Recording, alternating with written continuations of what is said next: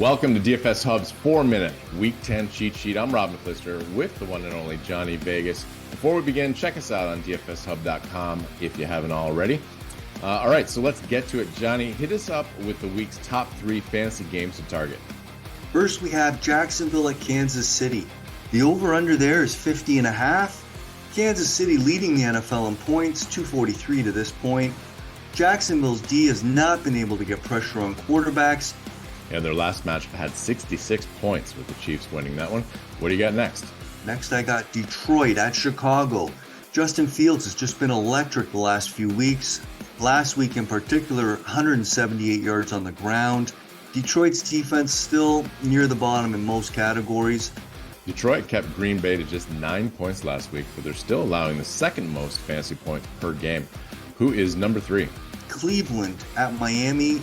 With Hill and Waddle, the top pairing in the NFL right now for wide receivers. Tua is leading the NFL in QBR at this point, 115. Cleveland will do theirs to get points in this game. I see it as a pretty high-scoring affair. Excellent. Now let's check the week's top 2 injury replacements for DFS. Johnny?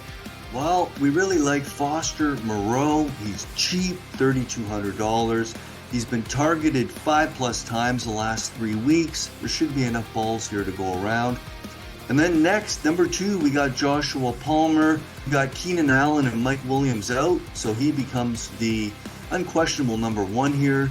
He's had 22 targets over his last 2, and he broke the 100-yard mark in receiving yards last week for the first time this year. Okay, and if you're looking for more top injury replacements, check out DFS Hub's injury page on dfshub.com. Now the time has come to scope out 4 specific players flying under the radar this week in terms of fantasy point potential.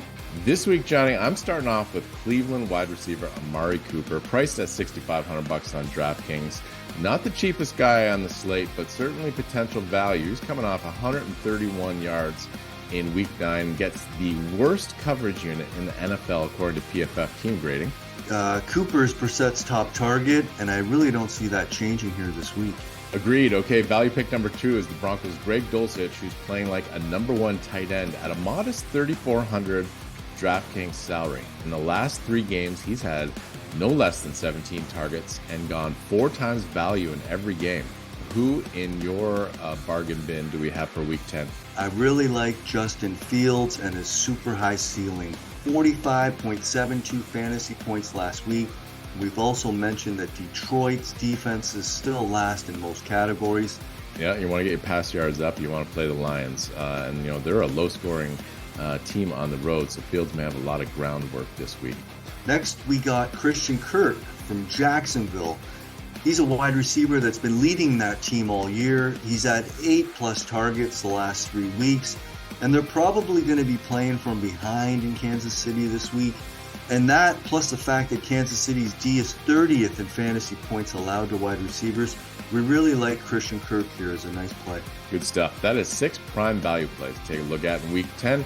For breaking news on all these players, head on over to dfshub.com. We got 4,500 plus news sources, and it's always free to join. And if you like the show, we'd be most appreciative if you click like and subscribe. For now, have a prosperous DFS Week 10, and thanks for watching.